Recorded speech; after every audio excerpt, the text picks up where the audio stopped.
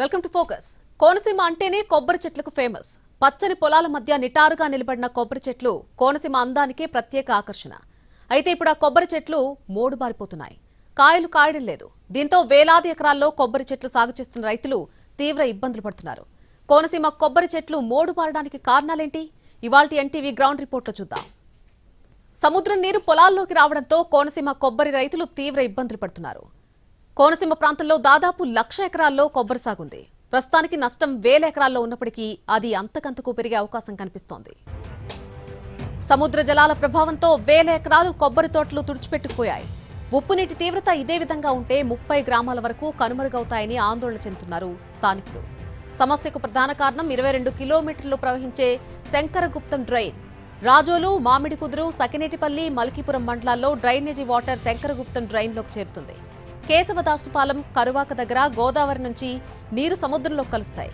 డ్రైన్లో దాదాపు 8.5 కిలోమీటర్లు 2017 నుంచి 2020 మధ్య డ్రెడ్జింగ్ చేసి మిగతా ప్రాంతాన్ని వదిలేశారు. పూడిక తీసిన ఆ ప్రాంతంలో 15 అడుగుల లోతుంటే మిగతా చోట్ల డ్రైనేజ్ 5 అడుగులు మాత్రమే ఉంది. దానివల్ల సముద్రం ఉప్పు నీరు పొంగి డ్రైనేజ్ ద్వారా కొబ్బరి తోటల్లోకి వచ్చేస్తోంది. కరువాక, గుబ్బలపాలెం, శంకరగుప్తం, కేసినపల్లి, తూర్పుపాలెం, పడమటిపాలెం, గోగన్నమఠం, పల్లిపాలెం, అడవిపాలెం, చింతలమూరి గ్రామాల్లో 2 లక్షల కొబ్బరి చెట్లు ఇప్పటికే నాశనమైపోయాయి. కోనసీమ కొబ్బరి రైతులు సమస్యల పరిష్కారానికి క్షేత్రస్థాయిలో పర్యటన చేశారు డిప్యూటీ సీఎం పవన్ కళ్యాణ్. సముద్రపు ఉప్పు నీరు కొబ్బరి చెట్ల దగ్గరికి ఎలా వస్తుందని రైతులను అడిగి తెలుసుకున్నారు. దాదాపు 12 గ్రామాల కొబ్బరి రైతులతో సమావేశం నిర్వహించారు. 45 రోజుల్లో సమస్యల శాశ్వత పరిష్కార మార్గాల అన్వేషణకు రూట్ మ్యాప్ సిద్ధం చేస్తామని తెలిపారు పవన్ కళ్యాణ్.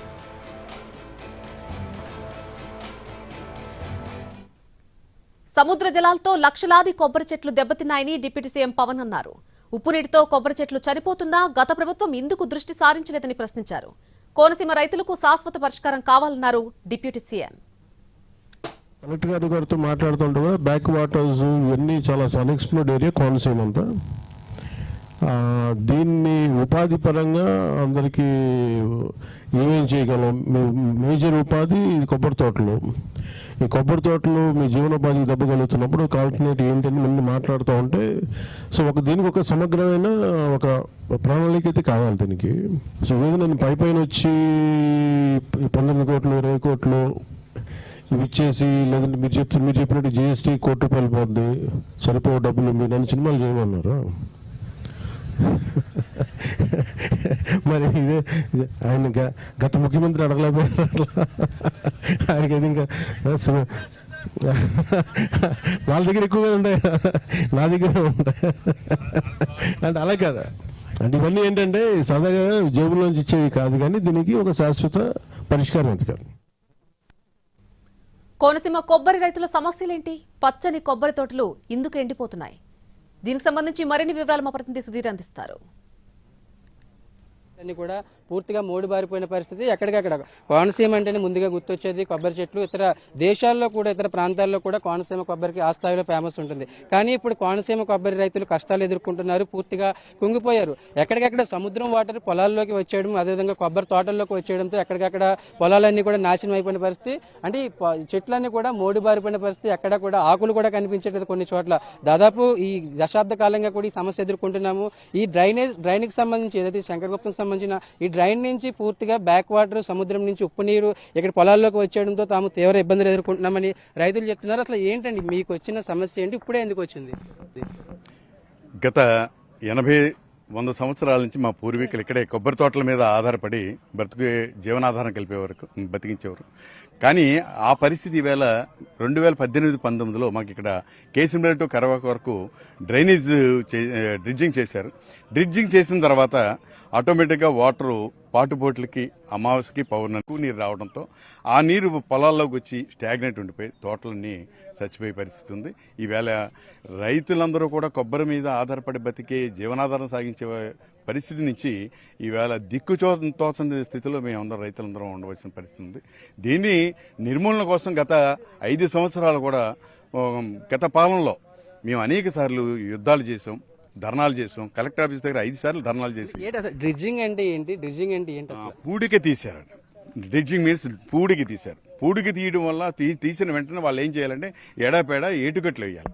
ఏటుకట్లు వేయకుండా వాళ్ళు ఏం చేశారు, మమ్మల్ని మభ్య పెట్టారు ఇంజనీర్లు. ఆ ఎస్సీ కానీ ఈఈ కానీ వాళ్ళు ఏటుకట్లే వేసుకోవాలి, మీకు వేరే ఇబ్బంది ఉండదు అనుకోండి, అది చెప్పకుండా ఇసుక తోడుకోండి మీరు అమ్మేసుకోండి అనేటువంటి తప్పుడు సలహా ఇచ్చి అది చేయకపోవడం వల్ల ఈ వాటర్ ఎక్కువ పాటుపోట్లకు వచ్చి డైరెక్ట్గా తోటలోకి వచ్చి తోటలన్నీ చచ్చిపోయినాయి. డ్రైనేజ్ సమస్య ఏంటంటే శంకరగుప్తం డ్రైనేజ్ సమస్య ఇక ముందు ఒక 8 కిలోమీటర్లు ఇంకా డ్రెడ్జింగ్ చేయవలసి ఉంది, కానీ ఆ డ్రెడ్జింగ్ చేయలేదు. దానివల్లే ఆగింది అనేటువంటిది పరిశీలకుల యొక్క అంచనా. నాకైతే మా వ్యక్తిగత మా రైతుల యొక్క ఆలోచన విధానం, ఇది చేసినటువంటి డ్రెడ్జింగ్లోనే లోపం ఉందనేటువంటిది మా ఆలోచన. దీనికి తోడు ఆ డ్రైనేజీలో చెరువుల నుంచి వచ్చే కెమికల్స్, ఈ సాల్ట్ వాటర్ ఇవన్నీ కూడా కొబ్బరి తోటలకి పాడవడానికి మూల కారణం అనేటువంటిది మేము చెప్తాం. మీకు ఎంత ఉంది పొలం అసలు ఏంటి, మీరు ఎటువంటి ఇబ్బందులు పడుతున్నారు, సంవత్సరానికి ఎంత ఆదాయం వస్తుంది ఒక ఎకరానికి కొబ్బరి చెట్లకు సంబంధించి? మాకు సుమారుగా 10 ఎకరాల రైతునండి నేను. ఇక్కడ 2000 సంవత్సరం నుంచి కూడా రైతులు, కొబ్బరి రైతులు అన్నవాళ్ళు అసలు ఇక్కడ బ్రతకలేకపోతున్నారు. ఎందుకంటే కొబ్బరి చెట్టు అంటే పెద్ద కొడుకుతో సమానం. ఇక్కడ మా ఏరియాలో అది ఒక సెంటిమెంట్. కొబ్బరి చెట్టు ఒక 10 సెంట్లు ఉంటే 25,000 వచ్చే ఆదాయం ఉండేది. అలాంటిది ఇప్పుడు నాకు 10 ఎకరాలు ఉన్నాయి, రూపాయి కూడా రావట్లేదు. దానికి తోడు ఇక్కడ కోఆపరేటివ్ సొసైటీల్లో అందరూ కూడా లోన్స్ తీసుకుంటారు రైతాంగం మీద.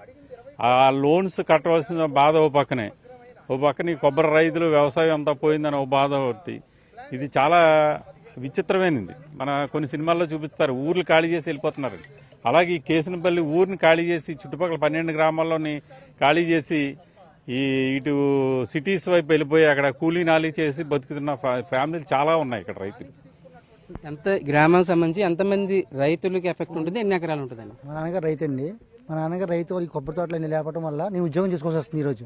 ఈరోజు ఆ ఉద్యోగంతోనే మా ఇంటి వాళ్ళు బతుకుతున్నారు. ఎందుకంటే ఇన్నాళ్ళు ఉద్యోగం లేనప్పుడు ఉద్యోగం నాకు ఉండేది కాదు.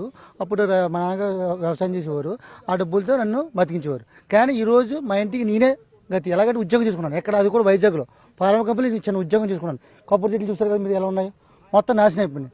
దానికి కారణం ఏంటో ఎవరు ప్రశ్నించలేకపోతున్నారు. దానికి మీరు ఏంటంటే ఇది టైం పడుతుంది. ఒక 5 సంవత్సరాలు పట్టచ్చు, 6 సంవత్సరాలు పట్టి 8 సంవత్సరాలు పట్టచ్చు. ఇంతలో ప్రభుత్వం మీరు ఏం చేయాలంటే ఓ పథకం నెలకింతని, రైతుకి ఎన్ని ఎకరాలు అంతని పథకంతో డబ్బులు ఇస్తే మేము కొద్దిగా బాగుపడతాం. అంటే ఇది ఎట్లా కొనసాగుతుంది, ఇంకా ముందుకు వెళ్ళిపోతుంది, కొనసాగుతుంది. మీ ఎలా ఉద్యోగం చేసుకుంటూ ఉన్నా ఆ డబ్బులతోనే అక్కడ బతకాలి, ఇక్కడ బతకాలి. అది మీరు ఆలోచించుకుని ఈ ప్రభుత్వం తీసుకెళ్ళి ఇది యాజ్ సూన్ యాజ్ పాసిబుల్ త్వరగా దీన్ని అరికట్టాలని నా కోరిక అండి. ఇది మొత్తం చూసుకోవచ్చు రైతులకు సంబంధించి. ఓఎన్జీసీ బాగా ఎక్కువ ఉందండి ఎఫెక్ట్. ఎందుకంటే అది సముద్రంలోకి వేస్ట్ వాటర్ అంతా పెట్టేస్తున్నారు. అక్కడ స్నానం చేయటం కూడా ఉండలేదు. అండ్ ఇక్కడ చెయ్యొద్దు, మీరు ఒక 2 కిలోమీటర్లు ఎదరికి వెళ్ళండి, ఇక్కడ చేస్తే మీకు స్కిన్ ఎఫెక్ట్ వస్తుంది. ఆ వాటరే మా కొబ్బరి చెట్లకి ఎక్కి విషవాయువులకు ప్రయోగించి ఇప్పుడు 1.5-2 అడుగులు దిగటం అన్నది మాత్రం ఈ నిర్ధారణలో మాత్రం ఖచ్చితంగా నిరూపణ అవుతుంది.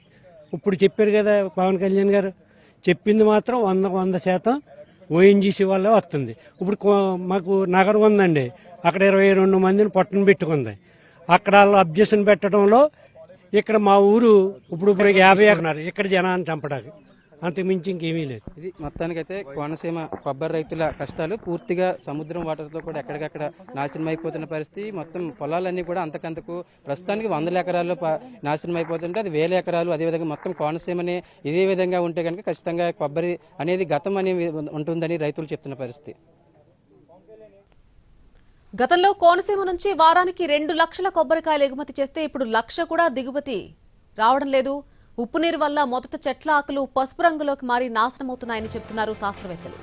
సముద్రపు పోర్టు నీరు డ్రైన్లోకి రాకుండా కరువాకలో 1.5 కిలోమీటర్ల దగ్గర అవుట్ఫాల్ స్లూయిస్ నిర్మించాలన్నటువంటి ప్రతిపాదనలు కూడా ఎప్పటి నుంచో ఉన్నా ఎవరూ పట్టించుకోవడం లేదని అంటున్నారు.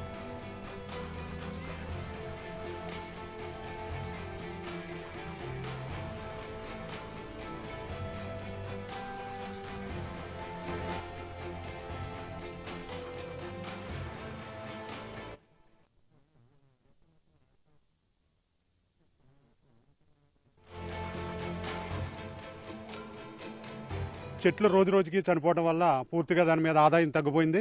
అలాగే చిన్న రైతులు చూసుకుంటే పాపం ఈ కొబ్బరి మీదే బతికేటువంటి రైతులు చాలా ఇబ్బందికర పరిస్థితుల్లోకి నెట్టబడ్డారు. ఎందుకంటే ఈ ప్రతి రైతు కూడా ఒక 20 కొబ్బరి చెట్లు ఉంటే మనం బతకొచ్చు అనేటువంటి పరిస్థితి మా ఏరియాలో ఉండేది. అలాంటిది ఇవాళ చెట్లన్నీ చచ్చిపోయి ఇవాళ మనకి ఆధారం కోల్పోయినట్టుగా అందరూ కూడా ఇబ్బందిగా గురవుతున్నారు. ఎందుకంటే ఇవాళ మాకు ఇక్కడ ఈ కొబ్బరి చెట్ల మీదే మా పూర్వీకుల నుంచి వచ్చిన ఆస్తులు కానీ, అలాగే చిన్న రైతులు కావచ్చు, పెద్ద రైతులు కావచ్చు, అందరూ కూడా ఇక్కడ కొబ్బరి చెట్ల మీద మేము బతికే పరిస్థితి. అలాంటిది ఇవాళ ఈ కొబ్బరి చెట్లు సముద్ర జలాల ప్రభావంతో వేల ఎకరాలు కొబ్బరి తోటలు తుడిచిపెట్టుకుపోయాయి. ఉప్పు నీటి తీవ్రత ఇలాగే ఉంటే 30 గ్రామాల వరకు కనుమరుగవుతాయని ఆందోళన చెందుతున్నారు స్థానికులు. శంకరగుప్తం డ్రైన్ 9.5 కిలోమీటర్లు డ్రెడ్జింగ్ చేసి 2 వైపులా 30 కిలోమీటర్ల మేర గట్లు నిర్మించాలి. డ్రెడ్జింగ్తో సమస్య తాత్కాలికంగా మాత్రమే పరిష్కారమవుతుంది. ఇదే అంశానికి సంబంధించి మరిన్ని వివరాలు మా ప్రతినిధి సుధీర్ అందిస్తారు. రైతులకు సముద్రం వాటర్ పూర్తిగా నాశనం చేస్తుంది. ఎక్కడికక్కడ కొబ్బరి చెట్లన్నీ కూడా మోడి బారిపోయి ఎక్కడెక్కడ ఆకులు కూడా కనిపించని పరిస్థితి. మొత్తం ఇవన్నీ కూడా కోనసీమ జిల్లాకు సంబంధించిన పొలాలు.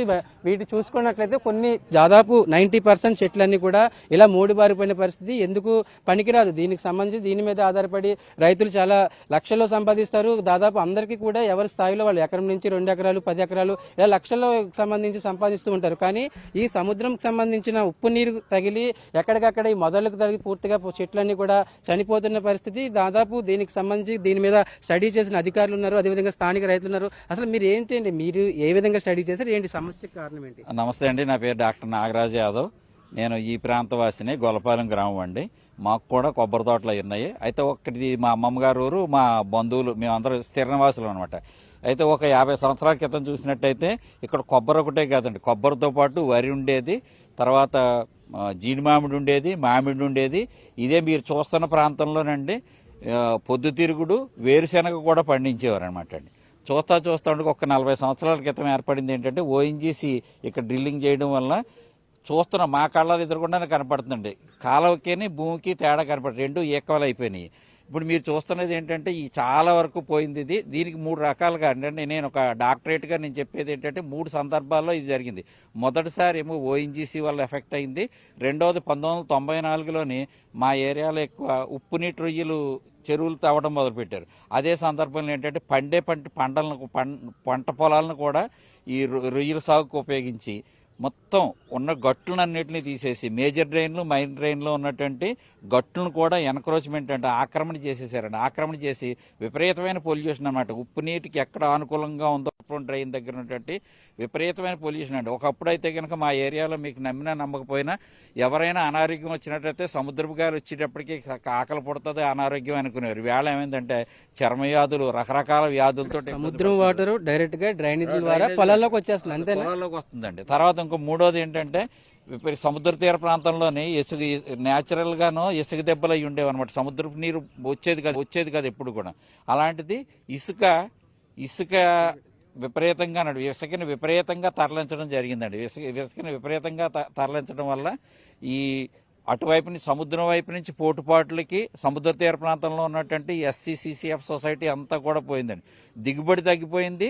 అదే స్థాయిలో ఏంటంటే కొబ్బరి నెలకు ఒకసారి దింపు తీసేది వేళ 3 నెలలకి 4 నెలలకి కూడా దింపు తీసేటువంటి పరిస్థితి అనమాట. రేటు తగ్గింది, అదే సందర్భంలో దిగుబడి కూడా తగ్గిపోయిందండి.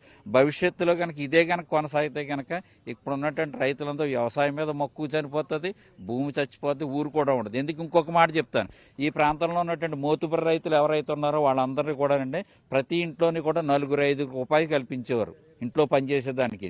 ఈవేళ ఉపాధి లేకపోవడంతో ఒకప్పుడు ఊరికి 2-3 విదేశాలకు వెళ్తే ఈ రోజున 120-30 మంది కువైట్, దుబాయ్ అలాంటి చోటకి వెళ్ళిపోయి పనిచేస్తున్నారు. తర్వాత ఇంకోటి మేము తీసుకునేటువంటి ఈ కొబ్బరి ఉంది కదండి, కొబ్బరి దింపుకు కూడా దింపు కార్మికులు కూడా లోటు అయిపోయింది. మా దగ్గర దింపు తీయడానికి లోకల్ వాళ్ళు ఎవరు లేరు. మీకు ఎంత ఉంటుందండి పొలం, ఎంత ఉంటుంది? మాకు 2 ఎకరాలు ఉందండి. ఇప్పుడు ఆయన పెద్ద అని చెప్పినట్టుగానే ఓఎన్జీసీ వాళ్ళు ఎక్కడైతే ఇప్పుడు ఈ ఆయిల్, ఈ గ్యాస్ తీస్తారండి అదే స్థాయిలో భూమిలోకి మాకు తెలిసిన పరిజ్ఞానం వరకు ఆ వాటర్ నింపాలండి. కానీ ఆ రకమైనటువంటి చర్య చేయకపోవడం వల్ల ఈ రోజున భూమి కుంగిపోయింది.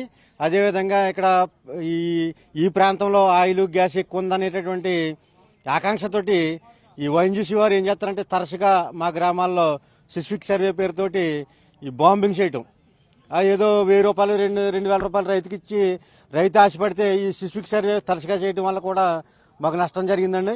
అదేవిధంగా ఈ ప్రాంతంలో ఇప్పుడు మా పరిస్థితి చెప్పాలంటే ఈరోజు ఏదో పవన్ కళ్యాణ్ గారు వస్తున్నారని చెప్పి మంచి పట్టేసుకుని వచ్చింది తప్ప మేము ఇక్కడ రైతుగా పరిస్థితి ఆలోచిస్తే చాలా దయనీయమైనటువంటి పరిస్థితిలో ఉన్నామండి. మేము 2 రకాలుగా నష్టపోయాం. ఏంటంటే ఈ రోజున మాకు ఇక్కడ సహకార పరపతి సంఘం సొసైటీ అని చెప్పి మాకున్న పొలం మీద రుణాలు ఇచ్చేవారు.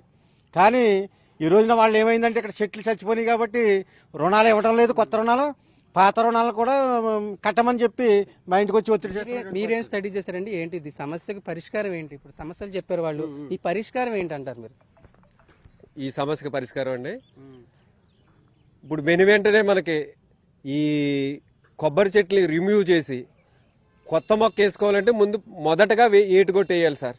ఈ ఉప్పుటేరుకి వేసిన తర్వాత ఈ హార్టికల్చర్ వారు వచ్చి దీన్ని జిప్సమ్ వేసి దీన్ని మిక్స్ చేసి మంచి వాటర్ పట్టి ఒక 2-3 నెలలు ఉంచితే మళ్ళీ కొత్త కొబ్బరి మొక్క వేసుకుని అది కాపుకి రావాలంటే మాక్సిమం 7 సంవత్సరాలు పడుతుందండి. అప్పటి వరకు రైతులకి ఏం మిగలదు సార్. కానీ మనం ముందు వెంటనే పవన్ కళ్యాణ్ గారిని ఇప్పుడు ఈ సభలో కోరింది ఏంటంటే సొసైటీ అప్పులు తెల్లారితే మేము పల్లెటూరులో సొసైటీలే ఎక్కువగా ఉంటాయండి, పిఎస్సి సొసైటీలు. తెల్లారులైతే ఈ 5 సంవత్సరాల నుంచి మేము ఆర్థికంగా దెబ్బతినేస్తుంటే ఆ అప్పులు కట్టమని మమ్మల్ని తిరుగుతుంటే పవన్ కళ్యాణ్ గారిని మేము కోరింది ఏంటంటే సొసైటీ అప్పులు ఈ 13 గ్రామాల్లో రుణమాఫీ చేయమని కోరటం జరిగిందండి. ఆయన కూడా ఏంటంటే సమస్యకి కోరారు, సమస్యకు పరిష్కారం ఏంటి? సమస్యకి పరిష్కారం అండి, ఈ సమస్యకి పరిష్కారం మొదటగా ఉప్పుటేరుకి ఏటుగొట్టేయాలి. ఉన్న మిగిలిపోయిన డ్రిడ్జింగ్ 8 కిలోమీటర్ల డ్రిడ్జింగ్ జరిగితే ఆ ఆటుపోట్లు అనేది ఫ్రీగా వెళ్తుంది. ఆ వాటర్ లెవెల్ ఈ భూమి మీదకి వచ్చి ఈ కొబ్బరి చెట్ల మీదకి రాకుండా ఆగితే ఈ సమస్య రైతులకి క్లియర్ అవుతుంది. ఇది మొత్తానికైతే రైతులు చెప్తున్న పరిస్థితి సమస్య. అదేవిధంగా గత కొన్ని సంవత్సరాలుగా వస్తున్న ఇబ్బందులతో తాము పూర్తిగా నష్టపోయాము, కుంగిపోయాము. కొబ్బరి చెట్లన్నీ కూడా మోళ్లుగా మారిపోయాయి. వీటన్నిటిని రిమూవ్ చేసేస్తేనే కానీ కొత్త చెట్లు వేయాలి, దానికి సంబంధించి ప్రణాళిక వెళ్తేనే కానీ కోనసీమ కొబ్బరి అనేది గతంలాగే మిగిలిపోతుందని రైతులు ఆందోళన వ్యక్తం చేస్తున్న పరిస్థితి. సముద్రపు ఉప్పు నీరు పొంగి డ్రైనేజ్ ద్వారా కొబ్బరి తోటలోకి వచ్చేస్తోంది. మరి దీనికి పరిష్కారం ఏంటి? కొబ్బరి సాగు చేసే రైతులు ఏమంటున్నారు? మరిన్ని వివరాలు మా ప్రతినిధి సుధీర్ అందిస్తారు. కోనసీమ రైతులను కోలుకోలేని దెబ్బతీస్తుంది. దాదాపు కోనసీమలో ఉన్న కొబ్బరి చెట్లకు సంబంధించి ఇదే పరిస్థితి కొనసాగుతుంది. ప్రస్తుతం ఇది కొన్ని ఏరియాలకి మాత్రమే పరిమితమైంది. కానీ ఇది అంతకంతకు మరింత ఉధృతి ఎక్కువగా ఉంటే, దీని ఎఫెక్ట్ ఎక్కువగా ఉంటే మొత్తం కోనసీమ కొబ్బరి అంతా కూడా రైతులు తీవ్ర ఆందోళన చెందే పరిస్థితి ఎక్కువగా ఉంటుంది. ఎందుకంటే ఈ డ్రైన్లో సముద్రం వాటర్ కలవడం వల్ల దీని ప్రభావం ఎక్కువగా ఉంటుందని ఇటు రైతులు చెప్తున్నారు, మరొకవైపు స్థానికులు చెప్తున్నారు. ఎందుకంటే ఉప్పు నీటి తీవ్రత ప్రభావంగా దాదాపు ప్రస్తుతానికైతే 12 గ్రామాలలో రైతులు ఎక్కువగా ఇంపాక్ట్ ఉంటుంది. దాదాపు దీని ప్రభావం ఇదే విధంగా కొనసాగితే 30 గ్రామాలకు సంబంధించి ప్రభావం ఎక్కువగా రాబోయే రోజుల్లో కనిపిస్తుందని అధికారులు అంచనాలు వేస్తున్నారు. ఎందుకంటే ప్రధానంగా ఈ సముద్రం వాటర్, ఈ ఉప్పు నీరు శంకరగుప్తం కాలువలకు సంబంధించి శంకరగుప్తం కాలువలో ఈ వాటర్ కలవడం వల్ల, అంటే కరువాక దగ్గర కేశవదాసుపాలెం కరువాక దగ్గర ఈ సముద్రం నీళ్లు ఈ శంకరగుప్తం కాలువలో డ్రైనేజ్ లో కలుస్తున్నాయి. ఈ డ్రైనేజ్ నుంచి దాదాపు ఈ కొబ్బరి తోటల్లోకి ఈ సముద్రం నీరంతా కూడా వచ్చేస్తుంది. ఎందుకంటే సముద్రం నీరు దాదాపు అంతా కూడా సాల్ట్ గా ఉంటుంది. ఇది ఎందుకు పనికి వచ్చే పరిస్థితి ఉండదు. కానీ ఇది ఇటు కొబ్బరి చెట్టుకు సంబంధించి కొబ్బరి చెట్టు వేళ్లలోకి ఉప్పు కావచ్చు, అదేవిధంగా ఉప్పు నీరు ఎక్కువగా వెళ్ళడం వల్ల దీని ప్రభావం ఎక్కువగా ఉంటుందని అధికారులు అంచనా వేస్తున్నారు. అంటే డ్రైన్ మొత్తం ఈ శంకరగుప్తం డ్రైనేజ్కి సంబంధించి దాదాపు 22.5 కిలోమీటర్లు ఉంటే 8.5 కిలోమీటర్లు గతంలోనే డ్రెడ్జింగ్ చేసి వదిలేశారు. మిగతా ప్రాంతాన్ని కూడా ఏదైతే డ్రెడ్జింగ్ చేసిన ఏరియాలో దాదాపు 15 అడుగుల లోతు ఉంటే, డ్రెడ్జింగ్ చేయని ఏరియాలో దాదాపు 5 అడుగులు మాత్రమే ఉంటుంది. అంటే ఈ పూడిక తీసి, అంటే ఈ శంకరగుప్తం డ్రైనేజ్ సంబంధించి పూడిక తీసిన దగ్గర మట్టిని పూడిక తీసి పక్కన వేయడం, మరొక వైపు తీయని దగ్గర దాదాపు 5 అడుగులు మాత్రమే ఉంటుందని రైతులు చెప్తున్నారు. దీనివల్ల దాదాపు ఎందుకంటే ప్రజలు కావచ్చు, అదేవిధంగా దీని ప్రభావం రాబోయే రోజుల్లో ప్రస్తుతానికైతే కొబ్బరి చెట్ల దగ్గర ఆగిపోయింది. మనం ఇటువైపు చూసుకోవచ్చు, ఇటు సముద్రం, మరొక వైపు సముద్రానికి దగ్గరగానే కొబ్బరి చెట్లు ఉన్నాయి. కానీ కొబ్బరి చెట్లకు సంబంధించి ఈ సముద్రానికి ఆ కొబ్బరి చెట్లకు ఎటువంటి ప్రభావం ఉండదు. కాబట్టి దానికి సంబంధించిన ఈ వాటర్, సముద్రం వాటర్ నియరెస్ట్ ప్లేస్లోనే ఉంది. దాదాపు కొన్ని మీటర్ల అడుగు దూరంలోనే ఈ సముద్రానికి సంబంధించి కొబ్బరి చెట్లు ఉన్నాయి. కానీ దానికి ఎటువంటి ఎఫెక్ట్ ఉండదు. ఇది అంతరించిపోతున్న కోనసీమ కొబ్బరి తోటలపై special ground report. Stay tuned to NTV.